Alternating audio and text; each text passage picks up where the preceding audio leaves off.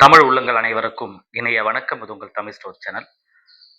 Last Sunday, அதாவது போன ஞாயிற்றுக்கிழமை நீட் எக்ஸாம் எல்லாருமே எழுதியிருக்கீங்க. நிறைய பேர் வந்து கமெண்ட்லேயே சொல்லியிருக்கீங்க, ஈஸியாக வந்தது, மாடரேட்டாக இருந்தது அப்படின்லாம் சொல்லியிருக்காங்க. பட் எது எப்படி இருந்தாலுமே, எவ்வளோ ஈஸியாக இருந்தாலும் இன்னுமே சில மாணவர்களுக்கு அவங்களுடைய படித்த விதத்தை பொறுத்து அது கொஞ்சம் கஷ்டமாகவும் இருந்திருக்கலாம். சரி, அப்படி கஷ்டமா இருந்தது அப்படின்னு ஃபீல் பண்ணாங்கன்னா, மேபி வந்து அவங்களோட மதிப்பெண் அப்படின்றது லோவா கூட இருக்கிறதுக்கு வாய்ப்பு இருக்கு. இப்போ வந்து பார்த்தீங்கன்னா, ஆ ஆன்ஸர் கீ அஃபிஷியலா வரல. பட் வராட்டாலுமே, நம்ம அங்கங்கேயுமே வந்து ஆன்ஸர் கீலாம் இவ்வளோ இந்த இதுதான் ஆன்ஸர் கீ அப்படின்லாம் சொல்லியிருப்பாங்க. அத வச்சு மேபி நீங்க ஒரு இன்ஸ்டிடியூட்ல படிச்சுட்டு இருக்கீங்க அப்படின்னு நான் சொன்னா கூட, ஆன்ஸர் கீ வந்து இதுதான்னு சொல்லியிருப்பாங்க. அத வச்சு நீங்க ஒரு ஸ்கோர் வந்து கண்டிப்பா பிரெடிக்ட் பண்ணியிருப்பீங்க. இவ்வளோதான் நமக்கு ஸ்கோர் வருது அப்படின்னு சொல்லிட்டு. இதுல நல்ல மதிப்பெண் இருந்ததுன்னா பிரச்சனை இல்ல. மேபி வந்து மதிப்பெண் குறைவா இருந்ததுன்னா, நம்ம என்ன பண்றது? அப்படின்ற ஒரு கேள்வி கண்டிப்பா இருக்கும். அப்படி மதிப்பெண் உங்களுக்கு குறைஞ்சது அப்படின்னு சொன்னா, அதாவது லோ நீட் மார்க் அப்படின்னு சொல்றது உங்களுக்கு வந்திருந்தா, அடுத்து நாம என்ன செய்யலாம்? அப்படின்றது தான் இன்னைக்கான வீடியோல நம்ம பார்க்க போறோம். ஸோ அப் டூ எண்ட் வரைக்கும் தவறாம இந்த வீடியோவ பாருங்க. இதுவரைக்கும் நம்மளோட சேனல நீங்க சப்ஸ்கிரைப் பண்ணலன்னா மறக்காம சப்ஸ்கிரைப் பண்ணிக்கோங்க. சரி, இது ரொம்ப முக்கியமான விஷயம். நீட்டுடைய நீங்க எக்ஸாம் எழுதி முடிச்சுட்டு மதிப்பெண் உங்களுக்கு குறைவா இருக்கு. அந்த குறைவு அப்படின்றது எத நம்ம மீன் பண்றோம்னா, ஒரு 450க்கு கீழ நீங்க இருந்தாவே அது குறைவான மதிப்பெண். உங்களுடைய கேட்டகரிய பொறுத்து. நீங்க எஸ்சி, எஸ்டி கேட்டகரியா இருக்கிற பட்சத்துல, எஸ்சிஏ கேட்டகரியா இருக்கிறீங்க அப்படின்னு சொன்னா, ஒரு 450 ஓரளவு நீங்க எதிர்பார்க்கலாம் அப்படின்னு சொல்ல முடியும். பட் அதுவே வந்து நீங்க பிசி, பிசிஎம், எம்பிசி அந்த மாரி கேட்டகரில இருக்கீங்க. ஆனா மதிப்பெண் 400, 450 தான் இருக்கு அப்படின்னா, நிச்சயமா அது குறைவான மதிப்பெண் அந்த கேட்டகரிக்கு அப்படின்னு அர்த்தமாயிடுது. சரி, எது எப்படி இருந்தாலுமே, நீங்க மதிப்பெண் குறையுது அப்படின்னு ஃபீல் பண்றீங்க அப்படின்னு சொன்னா, அடுத்து நாம என்ன பண்ணலாம் அப்படின்றது ஆப்ஷன்ஸ் இந்த வீடியோல டீட்டெயிலா நான் சொல்லிடுறேன் உங்களுக்கு. ஃபர்ஸ்ட் என்ன செய்யலாம் அப்படின்னா, நீங்க ரிப்பீட் பண்ண முடியும். 1 இயர் டிராப் எடுத்து திரும்ப நீங்க நீட் எக்ஸாம் எழுதலாம். இது ஒரு ஆப்ஷன். பட் இந்த ஆப்ஷனுக்கு மிக முக்கியமா நீங்க தெரிஞ்சுக்க வேண்டிய விஷயம், யார் இந்த ஆப்ஷன எடுக்கலாம் அப்படின்றது தான் இங்க மிகப்பெரிய கேள்வி.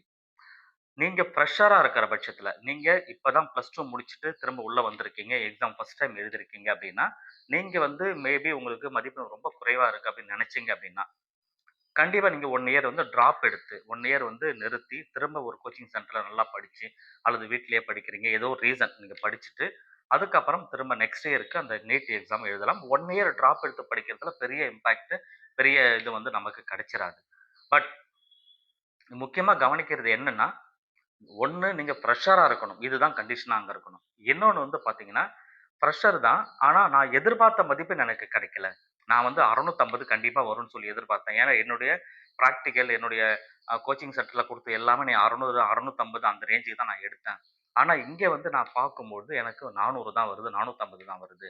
அந்த அளவுக்கு எனக்கு குறைவா இருக்கு அப்படின்னு நினைச்சீங்க அப்படின்னு சொன்னா, நீங்களுமே டிராப் எடுக்கலாம். ஸோ எதுக்காக இது அப்படின்னு சொன்னா, 1 இயர் டிராப் எடுத்து நீங்க வந்து 600 மதிப்பெண் அளவுக்கு எடுத்த மாணவர் ஏதோ ஒரு காரணத்தினால எக்ஸாம்ல மட்டும் குறைஞ்சிட்டீங்க அப்படின்னு சூழ்நிலை வரும்போது, நீங்க நெக்ஸ்ட் இயர் ட்ரை பண்ணும்போது ஈஸியா உங்களுக்கு அந்த டார்கெட்ட உங்களால மீட் பண்ண முடியும். ஸோ அந்த ஒரு வாய்ப்பு இருக்குன்றதுனால, நீங்களுமே இன்னும் 1 வருஷம் வந்து டிராப் எடுத்து படிக்கலாம். சரிங்களா? இங்க இது இது வந்து கண்டிஷன் ஃப்ரெஷரா இருக்கணுன்ற கட்டாயம் இல்ல.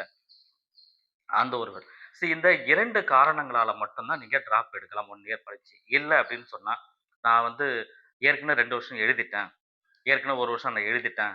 1 வருஷம் டிராப் எடுத்துட்டேன். திரும்ப நான் டிராப் எடுத்து படிக்கலாமா? அது வந்து நஷ்டமாயிடாதான்னா, கண்டிப்பா அது நஷ்டமாகும். உங்களோட இயர் வந்து கண்டிப்பா வேஸ்ட் ஆகும். அந்த மாரி சூழ்நிலை இருக்கிறவங்க கண்டிப்பா டிராப் எடுக்கக்கூடாது. அடுத்தடுத்த ஆப்பர்ச்சுனிட்டீஸ் என்னன்னு பார்க்கலாம். ரைட்டா? கண்டிப்பா பார்க்கணும். 2வது, நீங்க இன்னொரு விஷயமும் இருக்கு.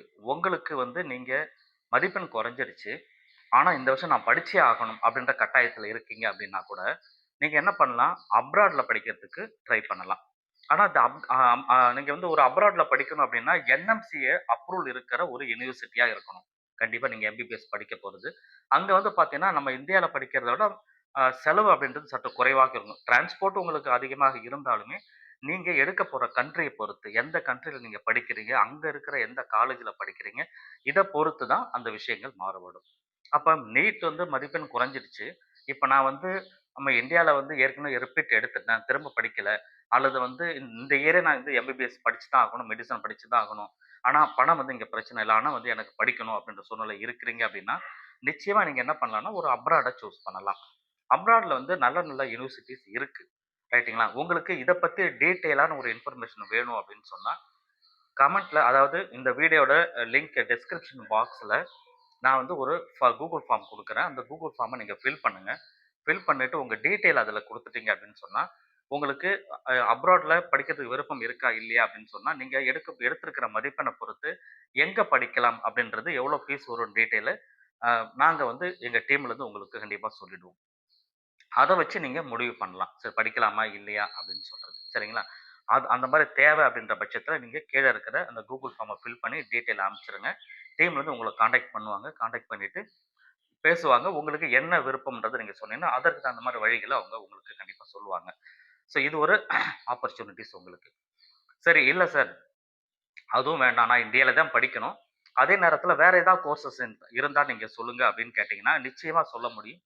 ஒண்ணு வந்து பார்த்தீங்கன்னா, நீங்க எம்பிபிஎஸ் படிக்கணும் அப்படின்றத விட்டுட்டு, மதிப்பெண் குறையுதா? பிடிஎஸ் படிக்க முடியுமா? அப்படின்னு யோசிச்சு பாருங்க. இல்ல பிடிஎஸ்ஸுக்கும் மதிப்பெண் தேவைப்படல. அத விட குறைவா தான் நம்ம மதிப்பெண் இருக்கிறாங்க. அப்ப அத விட குறைவான மதிப்பெண் இருக்கிறவங்க அடுத்த ஆப்பர்ச்சுனிட்டீஸ் பார்க்கும்போது, நீங்க ஆயுஷ் கோர்சஸ் எடுத்து வச்சு படிக்கும். பிஐஎம்எஸ், பியூஎம்எஸ், ம ம சித்தா, ஆயுர்வேதா, யுனானி இந்த மாரி கோர்சஸ் எடுத்து வச்சு படிக்கலாம். சரி, இதுவுமே நமக்கு சரி வரல அப்படின்ற பட்சத்தில, நீட் எக்ஸாமே இல்லாம நீட் எக்ஸாம் குவாலிஃபிகேஷனே இல்லாம நீங்க வந்து டைரக்ட்டா பிவிஎஸ்சி படிக்கலாம். BVSc bachelor of veterinary science and animal husbandry அப்படின்னு சொல்லப்படுகின்ற இந்த படிப்பு. ஸோ இதற்கு வந்து +2 மதிப்பெண் இருந்தா போதும். நீங்க வந்து நீட் எக்ஸாம்க்குரிய மார்க் தேவையில்ல. ஆனா இதே கோர்ஸ நீங்க ஆல் இண்டியா கோட்டால படிக்கிறீங்க அப்படின்னு சொன்னா, நீட் மதிப்பெண் வந்து கண்டிப்பா அதற்கு தேவை. ஸோ இந்த ஒரு ஆப்பர்ச்சுனிட்டீஸ் இருக்கு. ஸோ இது இல்லாம நீங்க அக்ரி படிக்கணும்னாலும் தாராளமா அக்ரி படிக்கலாம். இதெல்லாம் வந்து ஒரு விஷயம். இதெல்லாம் வந்து மெடிசின் சம்மந்தப்பட்ட விஷயம். அதே மெடிக்கல் துறையிலே இருக்கிறது பாராமெடிக்கல். பாராமெடிக்கல்ல நெறைய கோர்சஸ் இருக்கு. 18, 17 வகையான கோர்சஸ் இருக்கு. ரைட்டுங்களா? எத வேணா நீங்க சூஸ் பண்ணி படிக்க முடியும். அதிலயுமே நல்ல ஆப்பர்ச்சுனிட்டீஸ் இருக்கு. சரிங்களா? அதனால வருஷத்த வேஸ்ட் பண்ணக்கூடாது இவங்க வந்து தாராளமா இந்த மாரி கோர்சஸ் எடுத்து வச்சு படிக்கலாம். ஈவன் வந்து பார்த்தீங்கன்னா, பிசியோதெரபி, பார்மசி இந்த மாரி கோர்சஸ்லாம் நல்ல ஆப்பர்ச்சுனிட்டீஸ் கண்டிப்பா இருக்கு. நீங்க வந்து செல்ஃபா ஒரு ஒரு தொழில உங்களால உருவாக்கி சம்பாரிக்கிறதுக்கு உண்டான வாய்ப்புகளும் அதுல கிடைக்கும். அதனால மதிப்பெண் குறைஞ்சிருச்சு அப்படின்னு சொல்லிட்டு, நீங்க உங்க 1 இயர வேஸ்ட் பண்ணாம அடுத்தடுத்து படிக்கிறதுக்கு உண்டான ஆப்பர்ச்சுனிட்டி தேவைன்றவங்கலாம் நீங்க வந்து டே டா டைர டைரக்ட்டா நான் சொன்ன அந்த கூகுள் ஃபார்ம்ல நீங்க ஃபில் பண்ணி பண்ணிக்கலாம். அதுவும் அப்ராட்ல படிக்க ஆசை இருந்தா தாராளமா நீங்க அத ஃபில் பண்ணுங்க. டீட்டெயிலா டீம் வந்து கான்டாக்ட் பண்ணி உங்களுக்கு சொல்லிடுவாங்க. ஸோ இதுதான் வந்து மெயினான இன்ஃபர்மேஷன் இந்த வீடியோல நான் சொல்ல வந்தது. ஸோ இது இல்லாத ஆன்ஸர் கீ அஃபிஷியலா வந்ததுக்கு அப்புறம் இன்ஃபார்ம் பண்றோம். திரும்ப நீங்க செக் பண்ணி பாருங்க. ஸோ எது ஒண்ணுமே மதிப்பெண் அப்படின்றத பத்தி மதிப்பெண் தான் உங்களுடைய வாழ்க்கைய நிர்ணயிக்குது அப்படின்னு எடுக்காம, உங்களுக்கு ஆப்பர்ச்சுனிட்டீஸ் என்னென்ன இருக்குன்னு பார்த்து, அந்த ஆப்பர்ச்சுனிட்டிய நல்லா பயன்படுத்திட்டீங்கன்னாவே போதுமானது. Thank you.